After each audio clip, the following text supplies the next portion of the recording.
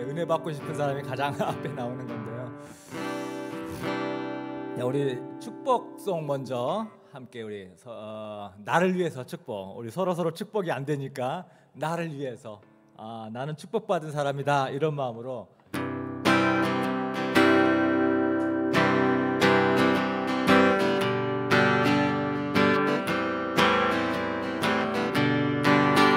너는 담장 너머로 뻗은 나무 가지에 푸른 열매처럼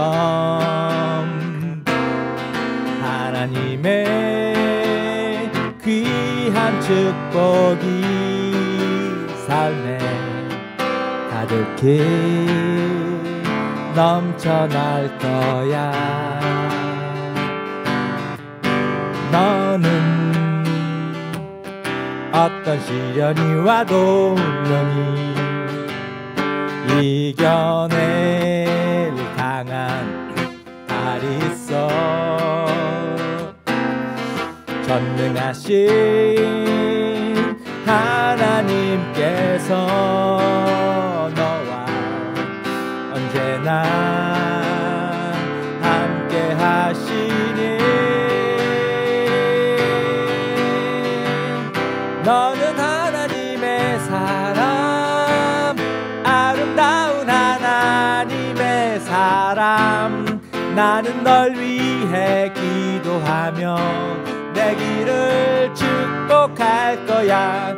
너는 하나님의 선물, 사랑스러운 하나님의 열매, 주의 품에 꽃 피울 나무가 되어줘.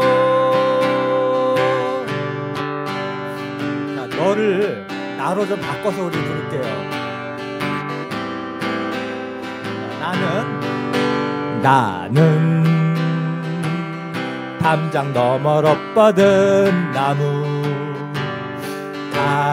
가지에 푸른 열매처럼 하나님의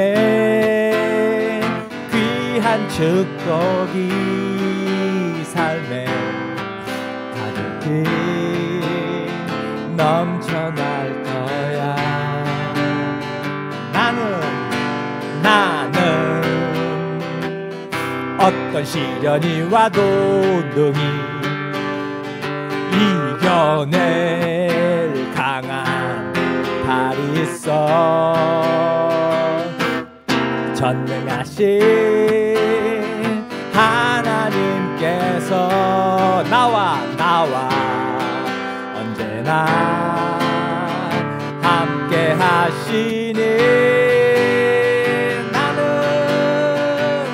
나는 하나님의 사람, 아름다운 하나님의 사람.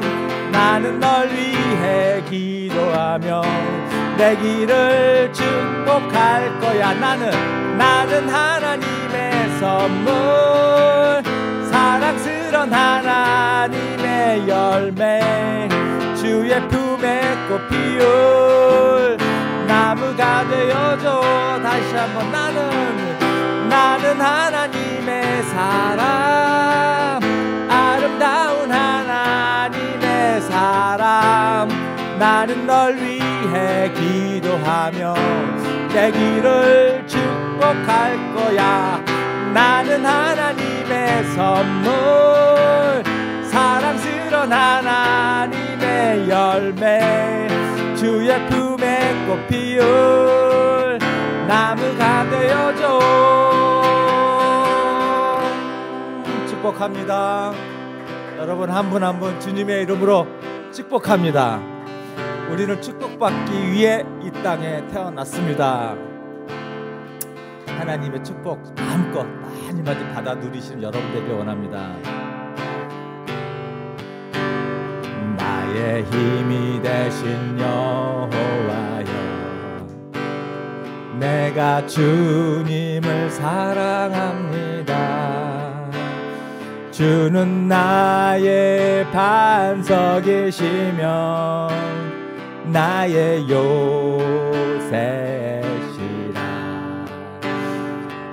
주는 나를 고치시는 나의 주 나의 하나님 나의 피할 다윗이요 나의 방패시라 나의 하나님 나의 하나님 나의 하나님 구원의 뿌리시요 나의 산성이라 나의 하나님 나의 하나님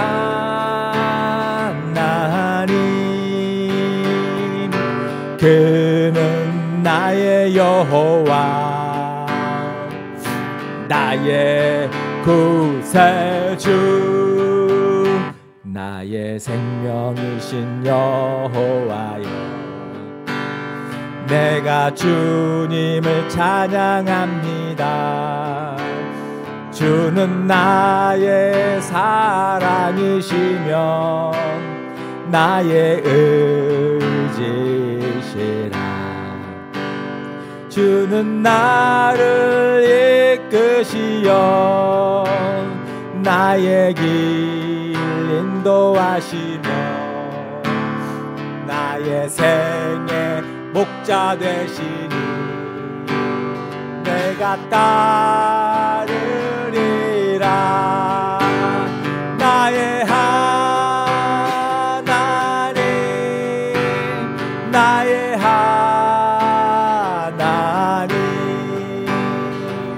생명의 면류관으로 내게 씌우소서. 나의 하나님 나의 하나님 그는 나의 여호와 나의 구세주 나의 하나님 나의 하나님 나의 하나님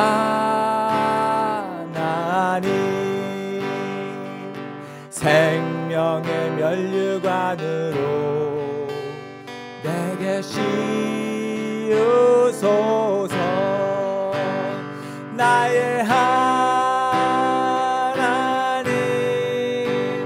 나의 하나님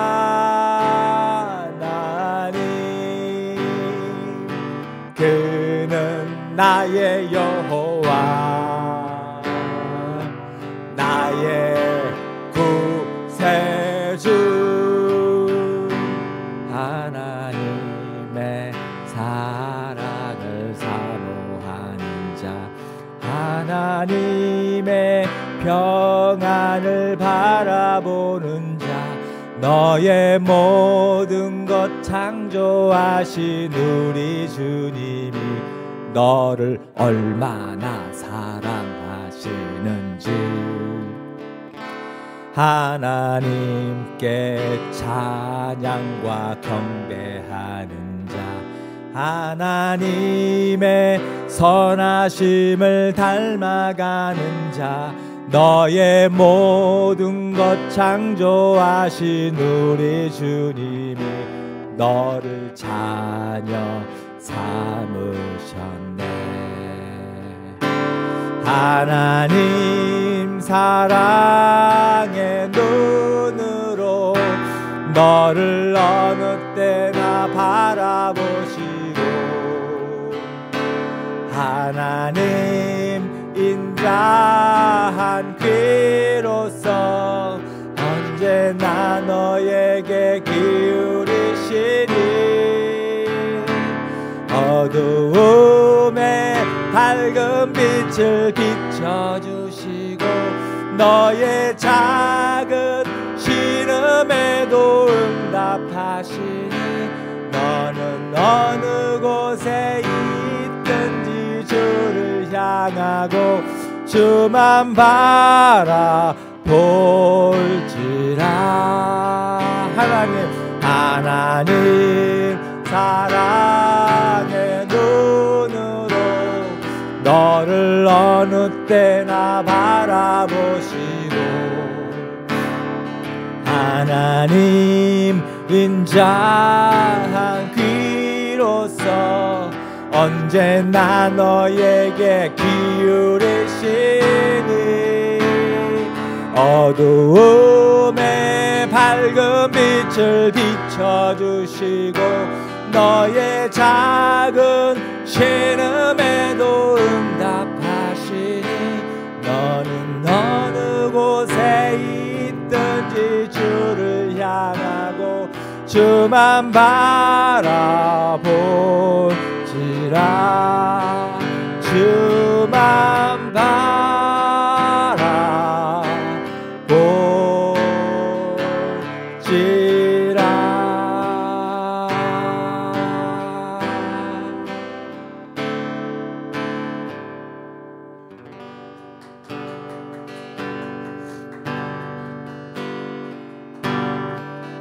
힘들고 지쳐 낭망하고 넘어져 일어날 힘 전혀 없을 때에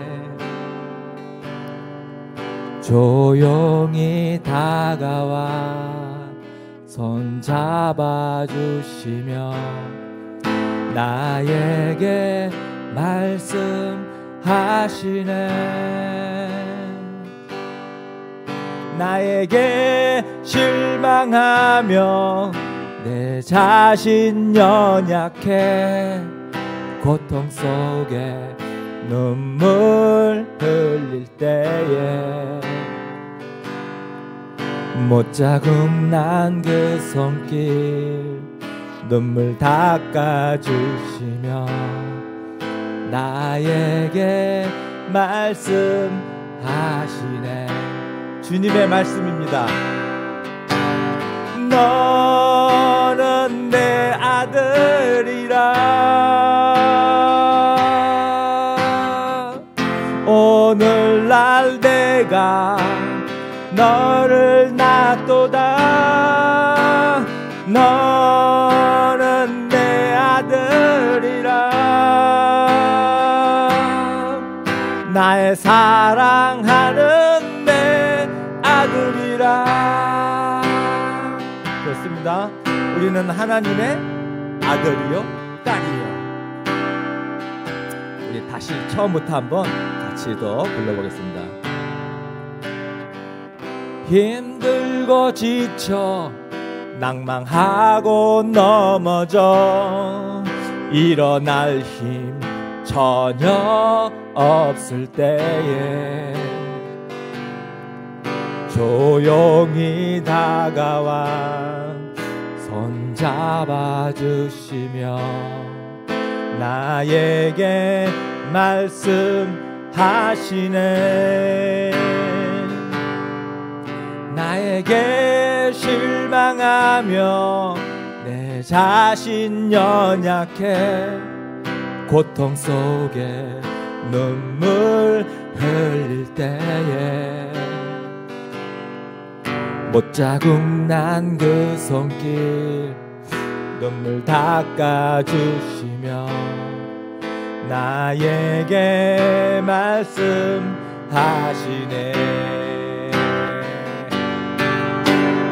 너는 내 아들이라. 오늘날 내가 너를 낳도다. 너는 내 아들이라. 나의 사랑하는 내 아들이라. 너는 내 아들이라. 너는 내 아들이라. 오늘날 내가 너를 낳도다. 너는 내 아들이라.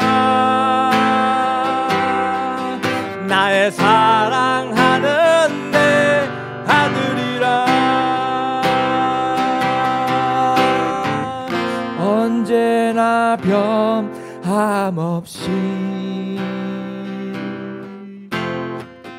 너는 내 아들이라.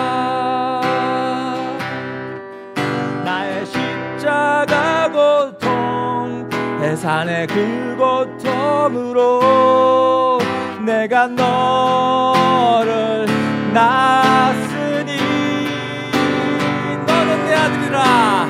너는 내 아들이라.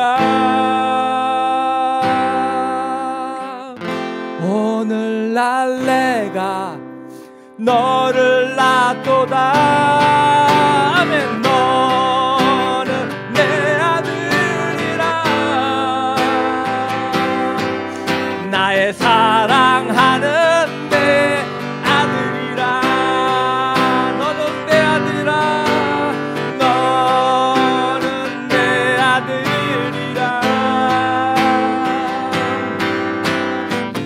오늘날 내가 너를 낳도다. 너는 내 아들이라. 나의 사랑하는 내 아들이라. 나의 사랑하는 내 아들이라. 하나님의 사랑받는 아들이고 딸 되신 여러분 축복합니다. 아멘입니다. 아멘입니다. 천지를 창조하신 하나님이 나의 아버지라니, 이런 놀라운 일이. 자, 우리 오늘 시편 68, 69 두 편 오늘은 볼 거예요. 여러분, 유대인들 중에서 예수님을 믿는 사람이 10% 남짓 한다고 하더라고요. 데이터에. 아니, 도대체 왜 유대인들은 예수님을 안 믿을까요? 자기네 나라 조상이고 정말 자랑할 만한 그런 인물인데, 그게 이 적입니다. 고정관념 때문에. 고정관념, 이게 정말 무서운 것 같아요. 고정관념.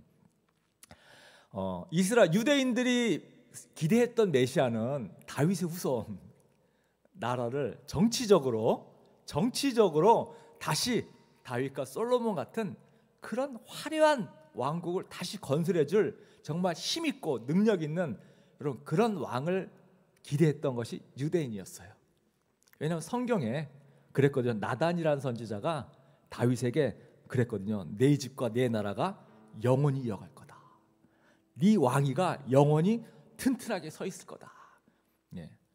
유대인들은 이 말을 너무너무 소망을 품고 정말 지금 로마의 압제하에서 다시 나라를 회복시켜줄 그런 왕을 늘 기대했어요. 근데 예수님이 오셔가지고 처음에는 백성들이, 물론 지도자들만 싫어했죠. 예수를. 백성들은 와, 메시아가 드디어 왔다 엄청 좋아했습니다. 그러니까 막 예루살렘 입성했을 때 사람들이 막 호산나, 다윗의 후손으로 올 왕이여. 네, 그 예언의 말씀을 막 생각하면서 막 흥분해서 드디어 우리를 압제해서 벗어날 왕이 왔구나 엄청 좋아했죠. 환호했죠. 그런데 십자가에서 정치범으로 몰려서 그냥 죽어버린 거예요. 거기서 유대인들이 확 돌아선 거예요. 아, 메시아가 아니구나. 메시아라면 저럴 수 없지. 그래서 유대인들이 예수님을 그 성경이 예언한 메시아로 인정하지 않는데요. 근데 사실 성경에는 이 예수님에 대해서 이 승리의 왕으로 오실 것도 예언했지만 그 반대로 고난의 종으로 올 것도 예언되어 있거든요. 이 두 가지가 다 예언되어져 있거든요. 근데 유대인들은 자기들이 좋은 것만 받아들인 거예요. 고난의 왕은 우리는 인정하지 않아. 네, 성경이 예언되어 있음에도 불구하고 여러분 이게 편견이잖아요. 자기가 받아들일 것만 받아들이고 받아들이고 싶지 않은 것은 거부하는 거. 이게 이제 이 유대인들이 예수님을 인정하지 않는 건데요. 우리도 그런 것 같아요. 우리도 진짜 신앙생활하면서 경계해야 될 것이, 우리가 성경을 볼 때 우리도 고정관념이 있거든요. 고정관념. 내가 이해되는 것만 믿겠다. 이해가 안 되면 에이, 이게 말이 돼? 어떻게 사람이 무리를 걷어? 이해가 안 되면 안 믿는 거예요. 이거는 뭔가 잘못, 좀 부풀렸을 거야. 신화적으로 기록한 거야. 어떻게 물을 포도주로 만들어? 이렇게 되는 거잖아요. 그러니까 믿을 것만 믿고 이해되는 것만 믿고 이해 안 되는 것은 안 믿어. 안 믿어져. 무조건 안 믿어. 이제 이렇게 되면요, 우리가 그래서 유혹에 빠지는 거예요. 어떤 유혹을 가요? 이렇게 되면 에이, 하나님 믿기 뭐 있어? 이렇게 가는 거예요. 정말 하나님이 나를 도와줘? 삶 속에서 나를 이끌어 주셔? 이게 내가 믿을 것만 믿고 안 믿을 것 안 믿으면 이렇게 가는 거예요. 그래서 이렇게 이제 점점 신앙에서 멀어지는 겁니다. 여러분, 우리가 그래서 있잖아요. 이게 중요한 건데, 성경 읽다가 이해가 안 되면요, 내가 성경에 맞춰야 돼요. 이게 정답이에요. 사실은 내가 성경에 맞춰, 내가 뭔가 잘못 생각하고 있겠구나, 내가 지금 편견을 갖고 있겠구나, 이렇게 나를 성경에 맞춰서 수정해 갈 때 여러분, 우리의 삶이 변화됩니다. 그리고 승리의 삶이 거기서 오는 거예요. 그래서 여러분들도 이렇게 성경에 맞춰서 나를 자꾸 맞춰가는 이런 모든 여러분 되시기를 바라겠습니다. 오늘 시편 68편과 69편이 바로 그거예요. 68편은 승리의 하나님을 얘기하고 있고 69편은 고난의 하나님의 종의 얘기를 하고 있어요. 이 승리와 고난 두 가지를 동시에 얘기하고 있거든요. 그러니까 여러분, 예수님도 오셔서 승리와 고난 이 두 가지를 다 경험하시고 보여주시고 또 예언도 그렇게 되어 있는데, 우리 삶도 그런 것 같아요. 우리 삶도 늘 승리와 고난이 그냥 늘 뒤섞여서 어우러지면서 균형을 잡으면서 가는 거다, 이렇게 생각하면 딱 맞는 것 같아요. 너무 승리하는 삶에, 그렇죠? 너무 늘 그냥 잘 풀리고 행복한 삶으로 가면요, 이게 굉장히 위험하죠. 그래서 무조건 나는 믿으면 다 된다, 막 이렇게 내가 기도하면 다 된다. 여러분, 그런 믿음은 너무 귀하고 좋은 겁니다. 근데 우리가 믿고 기도한 대로 되지 않을 수도 있는 거잖아요. 그래서 이게 너무 승리하는 쪽에다 초점을 맞추면 내가 기도하면 반드시 응답할 거고 이것이 나에게 축복을 줄 거다, 여기에다 너무 많은 무게중심을 주면요, 고난은 자꾸 거부하려고 하는 거예요. 그리고 고난이 닥치면 나뿐만 아니라 다른 사람도 고난 닥치면 저 사람 뭔가 하나님 앞에 문제 있을 거야. 이게 이제 우리가 이제 비판하는 거죠. 저 문명이 뭐가 문제 있을 거야. 근데 이것도 사실은 나쁜 건 아니에요. 자기를 한번 돌아보는 거잖아요. 내가 뭐 하나님 앞에 뭐 잘못한 거 있을까? 이런 자기를 돌아보는 의미에서 좋은 건데, 너무 이것을 갖다가요 거의 뭐 신념으로 당연한 것처럼 분명히 뭐가 문제 있을 거야, 이렇게 가면 이게 굉장히 문제입니다. 여러분, 고난은 우리가 신앙생활을 하면서 믿음이 성장하기 위해서 반드시 필요하죠. 반드시 필요합니다. 이것은 하나님 우리를 사랑한다는 증거라고 우리는 믿어야 되는 거죠. 왜? 성경에 그렇게 말을 하고 있거든요. 여러분, 히브리서 12장 6절, 주님께서 사랑하시는 사람을 징계하시고, 징계는 사랑하기 때문에 하는 거예요. 사랑하는 자녀를 우리가 회초리 드는 것과 똑같습니다. 그리고 받아들이는 사람, 하나님이 받아들이는 사람들은 채찍질하신다. 하나님이 자녀로 삼아주신 사람들은 여러분 잘못하면 채찍질 하면서 훈련시키는 거예요. 그래서 너무 승리의 삶을 너무 거기에 맞춰도 문제지만, 또 반대로 너무 고난으로 우리가 초점을 맞춰도 문제죠. 그래서 스스로 막 고난의 삶을 사는 사람들이 있어요. 간혹 가다가 나는 하나님을 위해서 나는 무조건 선교지 가야 돼. 하나님이 가라고 한 것도 아닌데 자기가 막 스스로, 이 진짜 신실한 크리스찬은 이 고난 속에서 성장한다. 막 자기가 막 선교지 정해서 막 찾아서 가려고 하시는 그런 무모하신 분들도 종종 있습니다. 무모한 거죠. 고난에 동참한다. 그래서 그런 사람들은 막 이렇게 신앙생활하면서 막 즐겁고 행복하고 늘 표정이 밝고 늘 축복을 얘기하는 사람들 보면은 거북하죠. 어떻게 크리스찬이 저렇게 태평하게 살 수 있냐? 이것도 문제죠. 이것도 균형 잡는 게 정말 중요한 것 같습니다.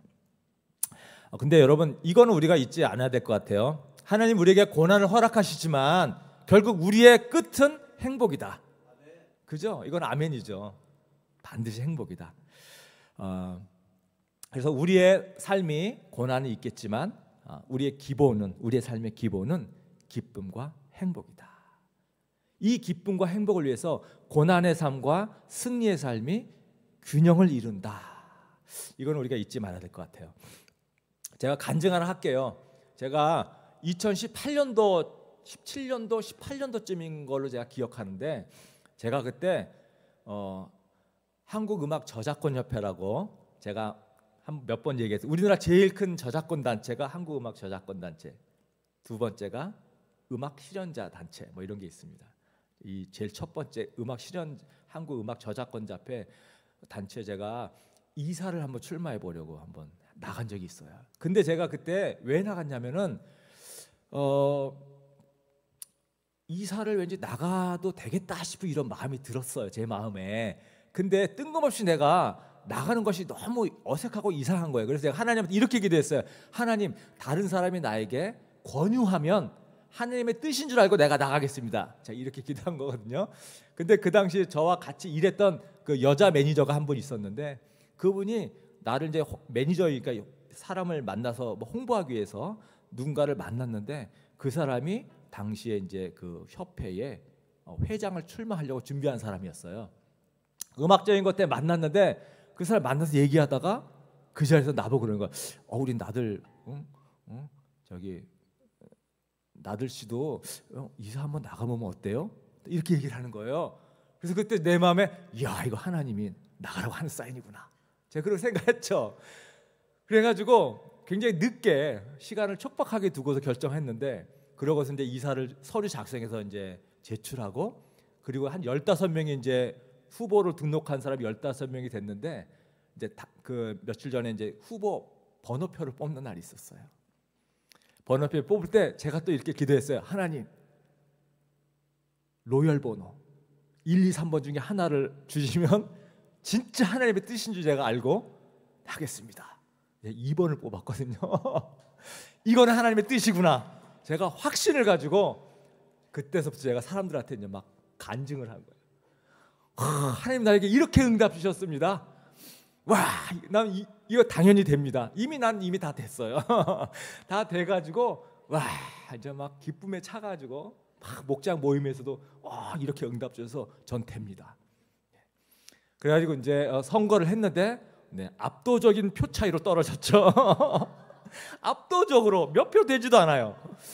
그때 저의 그 실망감은요, 어떤 실망감이, 하나님 앞에 너무 제가 창피하고 부끄러운 거예요.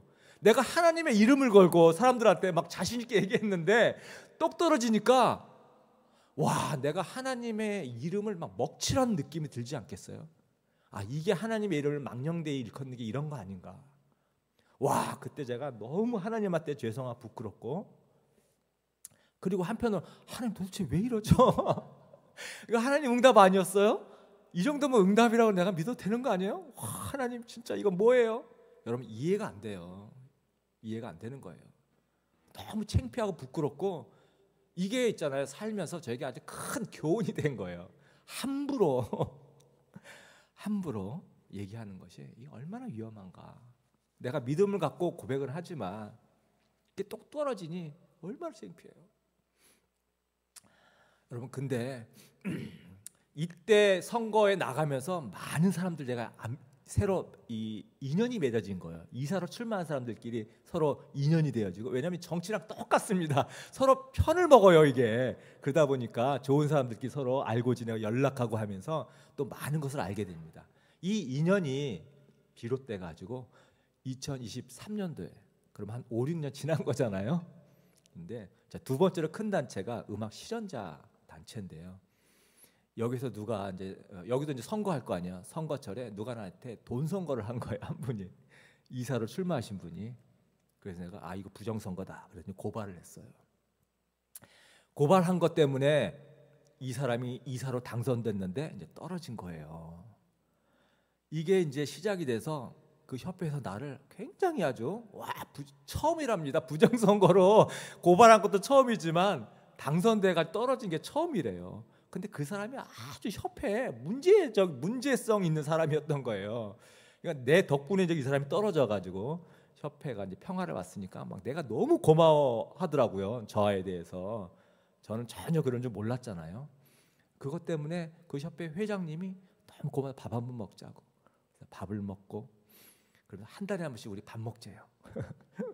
한 1년 정도 이상 한 달에 한 번씩 만나서 밥을 먹었어요.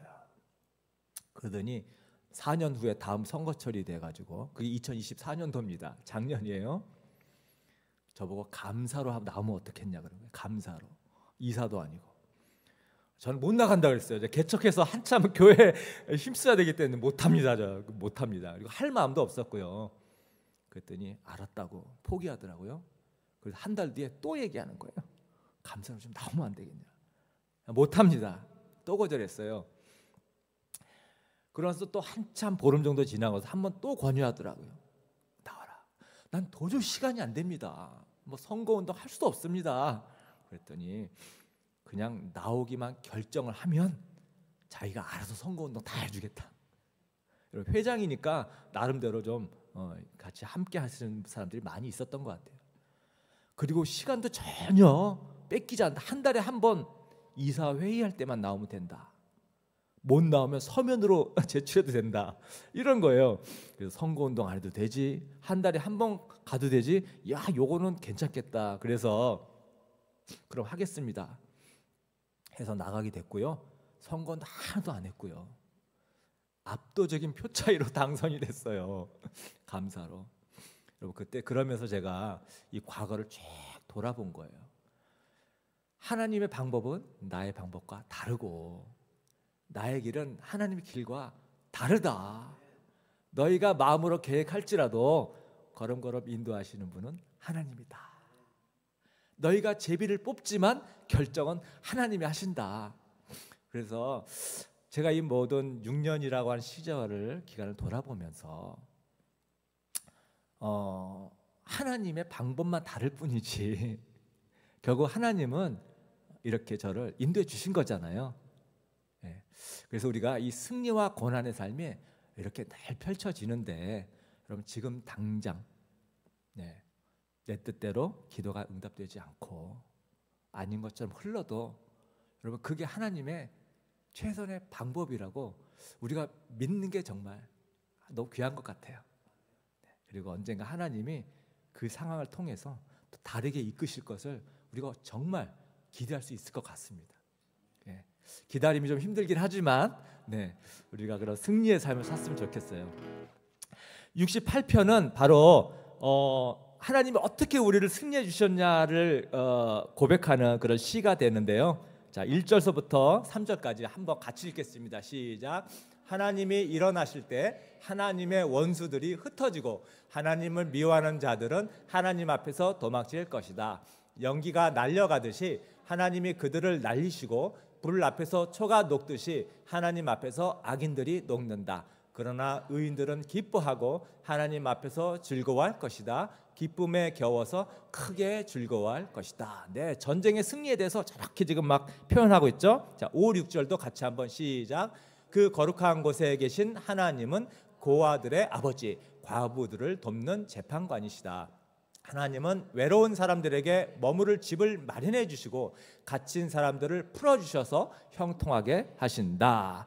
자, 이렇게 자, 전쟁에 대한 얘기를 쭉 하면서 승리한 하나님을 이렇게 묘사하고 있는 거예요. 자, 여기 보면은 이 지금 전쟁에서 승리하는 하나님을 묘사하는데 여러분 누군가를 막 싸워서 이겨서 굴복시키기 위한 그런 목적의 싸움이 아니라 하나님이 전쟁하신 이유가 뭐예요? 고아들과 과부들을 돕기 위해서, 외로운 사람들을 돕기 위해서, 갇힌 사람들을 풀어주기 위해서 그런 목적으로 하나님이 전쟁하신다는 거예요. 그런 목적으로. 자, 이게 하나님이 전쟁하신 이유입니다. 옛날에 과거에 십자군이 전쟁할 때 성지 탈환한다고, 성지 탈환을 목적으로 십자군 전쟁을 일으켜가지고 많은 사람을 죽였잖아요. 이게 하나님의 이 전쟁의 의미를 전혀 모르는, 그렇죠, 엉뚱한 전쟁한 거죠. 예전에는 남미에는요, 그 신부들이 그 원주민들을 군인들을 데리고 가서 무차별하게 짓밟고 죽이고 강제로 예수님을 믿게 했다고 그래요. 그렇게 해서 예수님 믿게 됐는데 여러분 지금 남미 기독교 있잖아요. 기독교가 아니에요. 완전히 무슨 토속신앙, 희한한 기독교, 이상한 기독교입니다. 남미가 그렇게 변했어요. 이게 하나님이 원하시는 방법이 아니에요. 이런 전쟁 싸움은요 항상 이런 문제가 있죠. 그래서 우리 크리스찬이 우리는 늘 평화를 추구하고 또 전쟁을 우리는 억제하는 그런 측면에 우리가 함께 해야 되겠지만 때로는 우리가 필요에 따라서는요 우리가 무력이나 힘을 또 발휘해야 될 때도 있거든요. 언제 그러냐? 우리는 의인을 구하기 위한 목적으로, 약한 사람을 보호하기 위한 목적으로, 갇힌 자를 풀어주고 그들을 형통하기 위한, 여러분 이런 목적 하에서 우리는 전쟁을 해야 된다는 것이죠. 그렇지 않으면 이게 하나님의 뜻에 어긋나기 때문에 그렇습니다. 자, 이렇게 승리의 하나님이 쭉 얘기하다가요 후반에 가면은 이제 성전에 대한 얘기로 갑자기 확 바뀌어요. 그래서 24절 같이 한번 읽겠습니다. 시작. 하나님 주님의 행진하심을 모든 사람이 보았습니다. 나의 왕 나의 하나님께서 성소로 행진하시는 모습을 그들이 보았습니다. 앞에서는 합창대가, 뒤에서는 현악대가, 한가운데에서는 소녀들이 솟구치며 찬양하기를, 회중 한가운데서 하나님을 찬양하여라, 이스라엘 자손아 주님을 찬양하여라 합니다. 네, 지금 성전으로 행진하시는 하나님, 그리고 막 이 예배하는 사람들이 막 찬양하면서 같이 성전을 향해 가는 그런 어떤 예배의 어떤 모습을 나타내고요. 맨 마지막 35절도 이렇게 말합니다. 시작. 성소에 계시는 하나님, 이스라엘아 하나님은 두려운 분이시다. 그는 당신의 백성에게 힘과 능력을 주시는 분이시다. 하나님을 찬양하여라. 예, 전쟁의 하나님이 이렇게 성전에 대한 얘기를 지금 이렇게 다 끝을 맺고 있거든요. 여러분 이스라엘 백성들이 전쟁에서 승리할 수 있었던 비결은 바로 이 성소. 여기서 성전은 하나님이 임재하는 것을 상징하거든요. 그래서 전쟁할 때 이스라엘이 가끔씩 하나님의 언약궤를 들고 전쟁 때 가져가기도 하는 게 하나님이 거기에 계시기 때문에 하나님이 임재하시면 우리가 승리할 수 있다, 이런 어떤 믿음인 거죠. 자, 16절에도 그래서 이런 말씀이 있습니다. 봉우리들이 높이 솟은 바산의 산들아, 너희가 어찌하여 하나님이 머무시려고 택하신 시온산을 시기하여 바라보느냐. 그 산은 주님께서 영원토록 머무실 곳이다. 여러분 바산의 산들, 저게 헤르몬산을 얘기하는데요. 이스라엘 그 영토 중에 맨 국경지대에 있는 게 저 헤르몬산, 북쪽에 헤르몬산인데 엄청 웅장한 산이에요. 보기만 해도 아주 근사한 산입니다. 맨 한여름에도 맨 꼭대기에는 만년설이 깃드는 그 정도로 높은 산이에요. 근데 그 높은 산이 자 시온산을 시기한대요. 저는 이스라엘은 가보지 않았지만 뭐 사진으로 봐도 그러고 갔다 온 사람들도 그러고 시온산은 도저히 산이라고 볼 수 없대요. 그냥 언덕이래요. 정말 보잘것없는 산 같지도 않은 산. 근데 바산의 산이 시온산을 쉬게 한대잖아요. 보잘것없는 산을. 왜? 그 시온산에 하나님이 임재해 있어서, 그것 때문에 너무너무 부럽고, 하나님 임재하시는 곳에는 승리가 있기 때문에 여러분 그래서 시기하고 질투하고 그러는 거예요.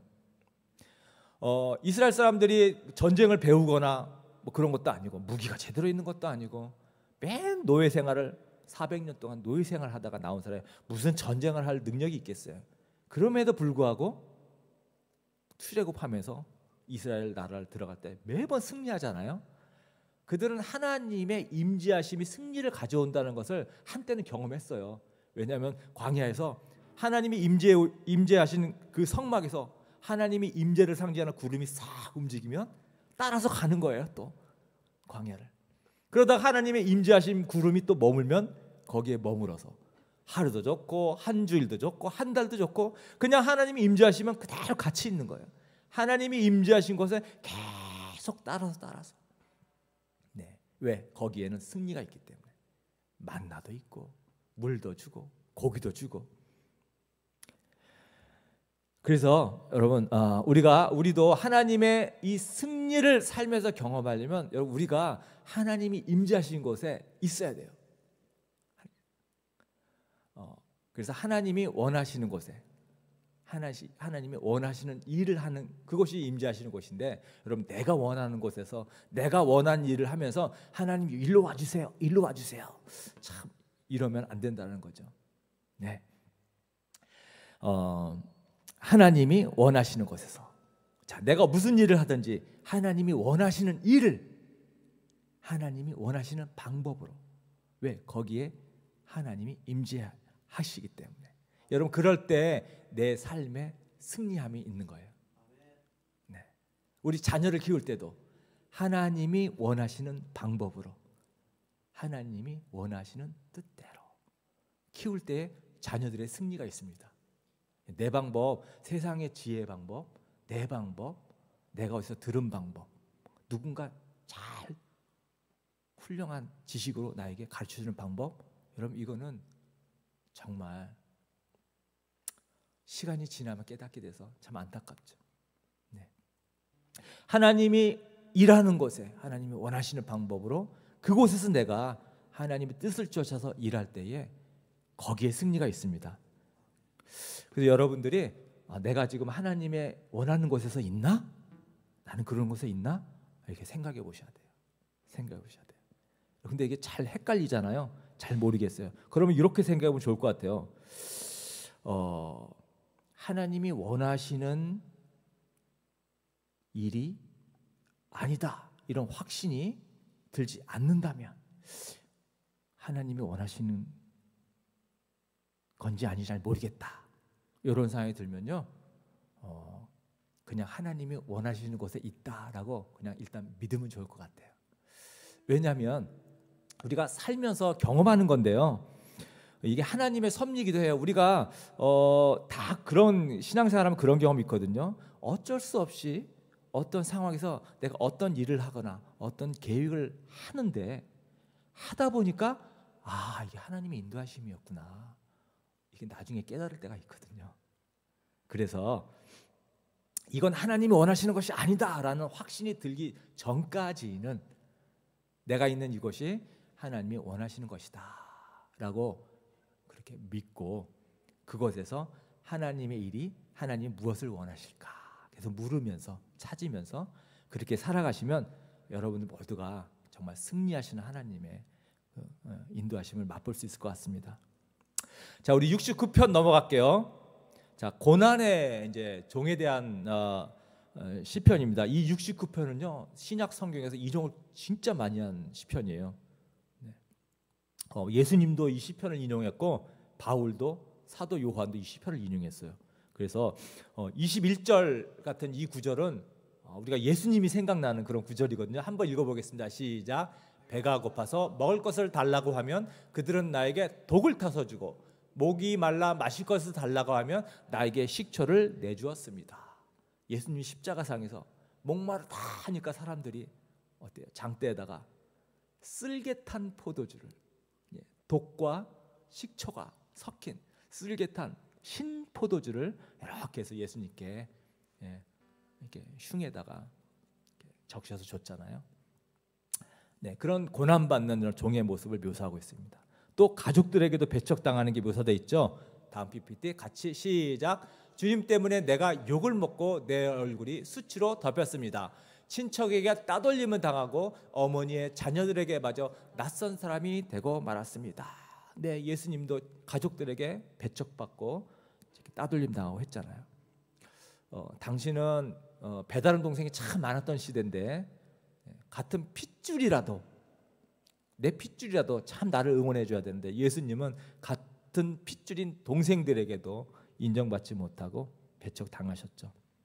그리고 또 많은 사람들의 비난거리와 웃음거리가 됐습니다. 자, 12절 시작. 성문에 앉아있는 자들이 나를 비난하고 술에 취한 자들이 나를 두고서 빈정거리는 노래를 지어 흥얼거립니다.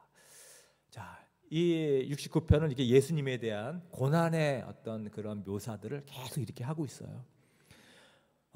왜 이렇게 미움받고 수치당하고 배척당하는가? 그 이유가 9절에 나옵니다. 자, 시작. 주님의 집에 쏟은 내 열정이 내 안에서 불처럼 타고 있습니다. 그러나 주님을 모욕하는 자들의 모욕이 나에게로 쏟아집니다. 자, 여기도 주님의 집, 성전, 이것도 하나님의 임재하심을 얘기를 하고 있는데요. 왜 내가 이렇게 배척당하고 사람들에게 비난받는가? 하나님을 너무너무 사랑하고 하나님에 대한 그 뜨거운 열정 때문이라는 거예요. 열정 때문에. 그래서 배척당하고 미움받고 모욕당하는 거예요. 여러분, 하나님을 열심히 사랑하면 배척당하고 때로는 모욕당하고 무시당하고 이거를 여러분 당연한 걸 생각해야 됩니다. 얼마나 그랬으면 예수님도 제자들한테 그런 말을 했어요. 요한복음 15장 19장 같이 한번 읽겠습니다. 시작. 너희가 세상에 속하여 있다면 세상이 너희를 자기 것으로 여겨 사랑할 것이다. 그러나 너희는 세상에 속하지 않았고 오히려 내가 너희를 세상이라 가려 뽑아냈으므로 세상이 너희를 미워하는 것이다.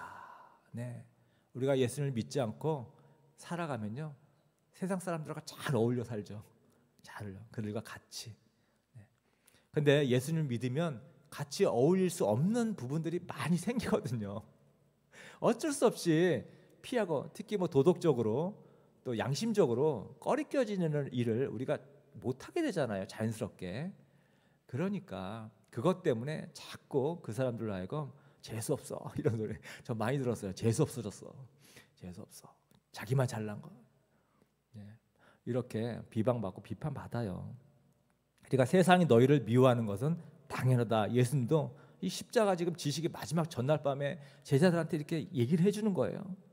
너희가 하나님의 백성이면 살다가 미움받고 사람들에게 비난받고 때로는 따돌림 당하고 왕따도 당하는 그런 일이 있을 거야. 그거 예상해야 돼. 이렇게 말씀해 주십니다. 여러분, 그래서 우리가 이게 왕따 당하거나 따돌림 당하는 거, 여러분 이거 두려워해가지고 포기하거나 때로는 타협하거나, 이 둘 다 절대 안 됩니다. 포기해서도 안 되고 타협해서도 안 돼요. 타협하는 젊은 청년들은 참 제가 많이 봐요. 그 상황을 모면하기 위해서. 근데 둘 다 하면 안 되는 거죠. 이런 상황에서 우리가 제가 두 가지를 말씀드리고 싶은데요. 하나는 내 신분이 무엇인가를 우리가 꼭 인식해야 될 것 같아요. 여러분, 우리는 특공대다, 군인이다. 이 세상에 하나님이 어떤 목적을 위해서, 사명을 위해서 파송된 특공대다. 여러분, 이 세상은 성경에 의하면 이 세상은 사단이 지배하고 있습니다. 여러분, 하나님이 지배하는 세상이 아니에요. 지금은 하나님의 허락 아래, 허용 아래 사단이 공중권세 잡은 지배자들이 이 세상을 지금 지배하고 있는 중이에요. 이 사단이 싫어하는 것은 하나님을 따르는 사람들, 어떻게 해서 하나님을 배척해서 이들이 지금 이렇게 내려온 거잖아요. 그래서 하나님을 따르려는 사람들을 따르지 못하게 막는 것이 이들의 가장 중요한 목표거든요. 우리가 바로 이렇게 사단의 노예가 된 사람들로부터 우리가 다시 하나님께로 돌이키도록 파송된 우리는 특공대다. 이 생각을 반드시 가져야 됩니다. 그래서 사단의 노예가 돼서 거기에 억압되고 속박되고 갇힌 사람들에게 우리가 다시 하나님의 나라로, 자녀로, 하나님의 천국으로 인도하는, 모두 치유받아야 되는 그런 분들을 도와주는 특공대다. 자, 바울도 디모데에게 이렇게 말했습니다. 자, 그대는 그리스도 예수의 훌륭한 군사답게 고난을 함께 달게 받으십시오. 여러분, 군인 자체가 고난이거든요. 누구든지 군에 복무하는 사람은 자기를 군사로 모집한 상관을 기쁘게 해 주어야 합니다. 그러므로 그는 살림살이에 얽매여서는 안 됩니다. 군인은 상관을 위해서 움직이잖아요. 군인으로 지금 나가 있는데 집안 걱정하고 집안 살림살이 생각하고 고민하면 안 된다는 거예요. 그래서 우리가 바로 군인으로, 특공대로 이 땅에 파송되었기 때문에 우리는 지금 이러한 싸움을 싸우는 중이다. 여러분, 근데 한 가지 기억해야 될 것은 이 싸움은 이미 승리가 결정된 싸움이다. 제가 몇 번 얘기했죠. 이 싸움은 이미 승패가 결정된 싸움을 우리가 싸우는 거예요. 그러니까 우리가 이기게 되어 있어요. 이미 이긴 싸움이에요. 왜 이긴 싸움이냐면 예수님께서 이 땅에 오셔서 십자가에 돌아가시고 부활하셨거든요. 부활한 것이 바로 승리예요. 부활할 때 사단은 패배한 거예요. 그 순간이. 그래서 부활이 너무 중요하고요. 사단이 패배했기 때문에 발악을 하는 겁니다. 패배했기 때문에 발악을 하는 거예요. 그래서 사단은 우리에게 자꾸 공갈 협박밖에 못해요. 공갈 협박. 사단이 제일 강력하게 썼던 무기가 죽음이었거든요. 죽음. 여러분, 세상 사람들은 이 죽음 때문에 전전긍긍하며 이 죽음을 생각하니까 살아있을 때에 하고 싶은 거 다 해보고 늘 거 다 누려보고 가능하면 모으고 자기만을 생각하며 사는, 여러분 이게 죽음이에요. 여러분, 우리가 만약에 영원히 산다, 나는 영원히 산다, 여러분 이러한 생각을 가지고 이 세상 산다면 완전히 다른 삶을 살걸요. 완전히 다른 삶을 살걸요. 죽음은 사단 때문에 왔습니다. 사단의 큰 무기였는데 예수님이 죽으면서 부활하시면서 이 사단의 무기가 완전히 꺾여져 버린 거예요.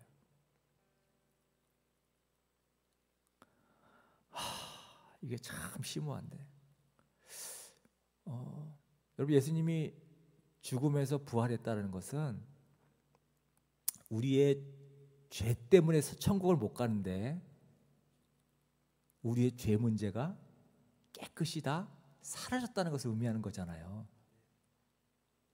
죽었다가 살아난 이 사건이, 부활한 것이 우리가 죽음으로, 죄로부터 완전히 벗어났다는 것을 의미해요. 천국은 누가 갑니까? 죄 없는 사람이 가요. 천국은 의인만이 갈 수 있어요. 죄가 하나도 없어야 돼요. 그래서 우리는 다 죄인일 수밖에 없는데 예수님이 죽으셔서, 우리 죄 때문에 죽었잖아요. 죄를 용서하기 위해서. 그리고 부활했거든요. 부활은 영생을 의미하는 거거든요. 그래서 우리 죄 문제가 다 해결된 거예요. 그래서 우리는 영생의 삶을 살고 있고, 그래서 예수님이 그러잖아요. 믿는 자는 영생을 가지고 있고, 현재형입니다. 믿는 자는, 예수 그리스도를 받아들이는 자는 영생을 지금부터 가지고 있고, 현재 우리는 지금 영생을 살고 있는 거예요. 그래서 사단이 패배한 거예요. 믿는 자는 영생으로 나아갔기 때문에 사단이 자기 주장을 할 수가 없게 됐어요. 그래서 사단이 공갈치고 협박하는 겁니다. 어떻게 해요?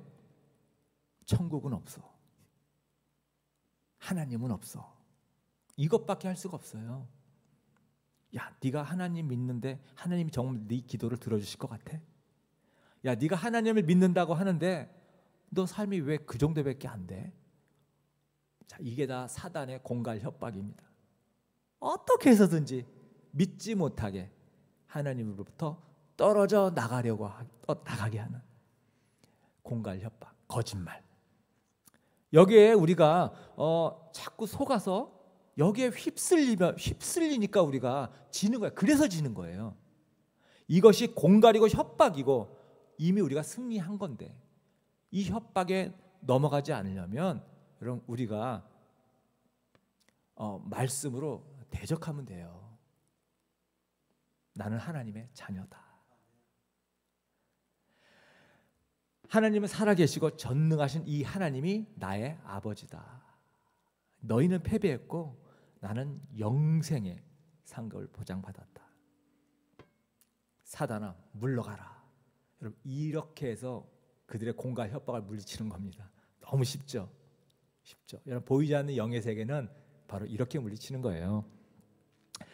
그래서 우리가 성경 말씀을 통해서 대항하면 찍소리 못합니다. 지들이 패배했기 때문에 힘을 못 써요. 예수님도 광야에서 40일 동안 사단에게 싸울 때에 하나님 말씀으로 이겼어요. 다른 걸로 이긴 게 아니에요. 그래서 우리는 이미 이긴 싸움을 지금 특공대로 파송되어서 싸우고 있는 거기 때문에 우리 싸움은 사실은 어렵지 않아요. 그래서 여러분들 마음껏 선포하시고 목소리로 말로 선포하시고 물리치셔서 이 승리의 삶을 사시기를 바랍니다. 그 다음에 우리가 이런 또 하나 우리가 생각해야 될 것은 우리가 상급을 기대하는 거예요. 이 땅에 특공대 여러분 군인들이 전쟁터에 나가서 잘 싸우면요 훈장 받습니다. 그렇죠?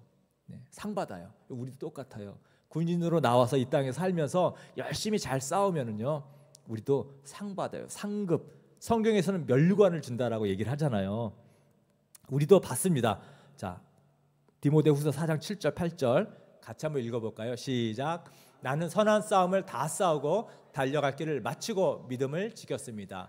이제는 나를 위하여 의의 면류관이 마련되어 있으므로 의로운 재판장이신 주님께서 그날에 그것을 나에게 주실 것이며 나에게만이 아니라 주님께서 나타나기를 사모하는 모든 사람에게도 주실 것입니다. 네, 나뿐만 아니라 하나님을 이 전쟁터에 나와서 열심히 싸운 모든 사람들에게 훈장, 면류관 주겠다는 약속이에요.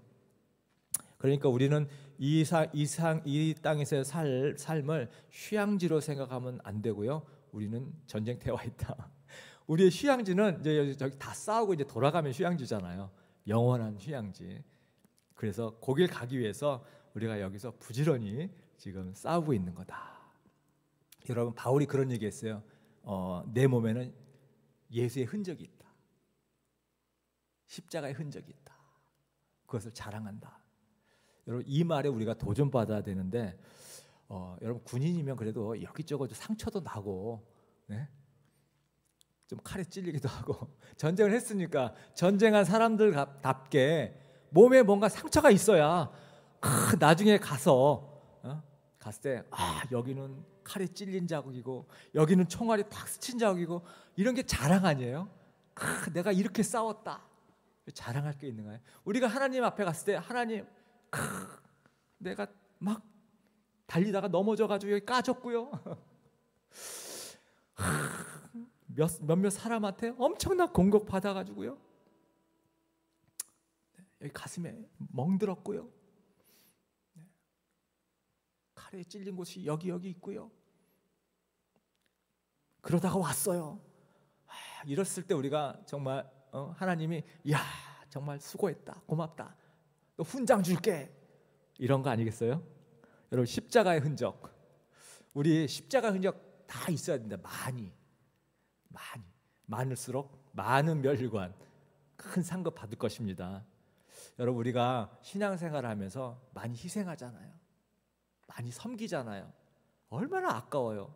때로는 내 가족을 위해서 쓰면 더 좋겠다 생각 들지만 그거 좀 양보하고 더 많이 희생하고 내 시간을 희생하고 주를 위해서 핍박받고 손가락질 당하고 무시당하는 이런 모든 것들 다 십자가를 향한 예수님의 흔적을 남기는 겁니다. 남기는 것 너무 귀한 거예요. 그것을 우리가 하느님께서 훈장으로 돌려줄 겁니다. 휴양지에 지금 와 있는 게 아니라 우리 적지에 투입된 특공대다. 이 싸움 내가 잘 싸고 나면 나에게 훈장을 주실 거다. 이걸 꼭 믿으시고요. 우리 저 말씀 한번 다 같이 읽고 마치도록 하겠습니다. 시작. 나는 선한 싸움을 다 싸우고 달려갈 길을 마치고 믿음을 지켰습니다. 이제는 나를 위하여 의의 면류관이 마련되어 있으므로 의로운 재판장이신 주님께서 그날에 그것을 나에게 주실 것이며 나에게만이 아니라 주님께서 나타나기를 사모하는 모든 사람들에게도 주실 것입니다. 아멘. 자, 우리 한번 기도하겠습니다. 오늘 말씀 속에서 하나님 나에게 주신 그 음성 따라서 우리 하나님께 진심으로 기도합니다. 주님, 시편 68편 69편을 나누었습니다. 하나님은 우리에게 승리의 모습으로도 오셨고 우리 삶 속에서 하나님 승리의 삶을 살게 하시고 또 동시에 하나님 그 승리를 보장받았지만 또 때는 많은 싸움과 또 전투를 통하여서 또 고난의 삶도 우리가 허락하셨습니다. 승리만을 위해 사는 것도 아니고 고난만을 위해서 사는 것도 아니고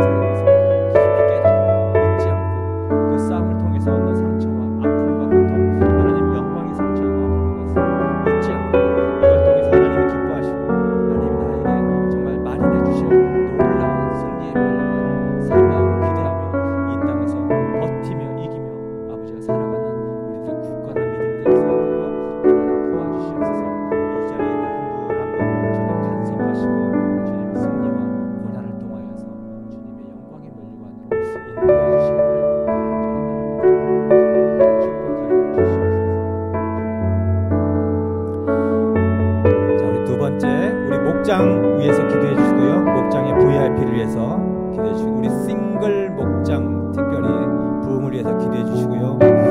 자, 우리 세례식을 위해서 준비하는 지체들이 있습니다. 조혜지, 이재동 세례식, 또 우리 조승현, 신소정, 박한나, 조창호 예수영전 모임과 세례를 위해서 기도해 주시고요. 우리 강혜진 선교사님 전체적인 건강 회복을 위해서 함께 기도하겠습니다.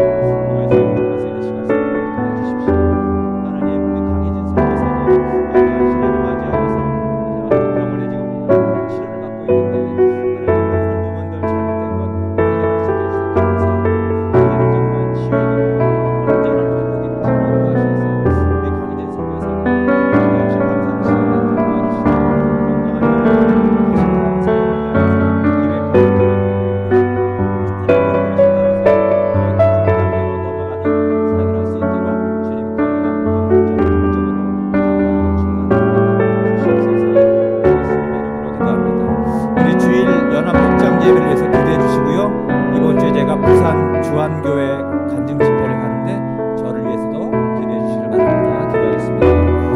하나님, 그 주일에 우리가 함께 모여서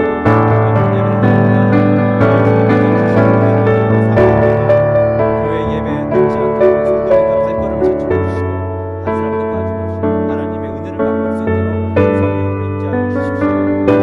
말씀을 통해서 찬양을 통해서 또 우리의 기도를 통해서 하나님의 음성 듣는 귀한 은혜가 있게 하여 주십시오.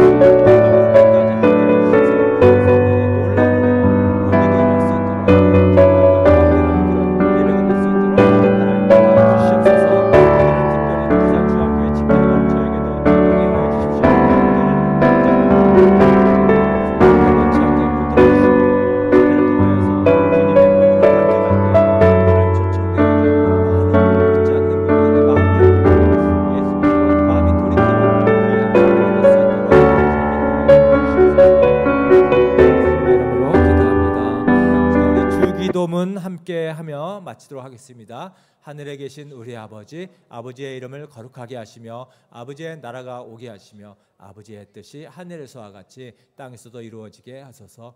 오늘 우리에게 일용할 양식을 주시고 우리가 우리에게 잘못한 사람을 용서하여 준 것 같이 우리 죄를 용서하여 주시고 우리를 시험에 빠지지 않게 하시고 악에서 구하소서. 나라와 권능과 영광이 영원히 아버지의 것입니다. 아멘.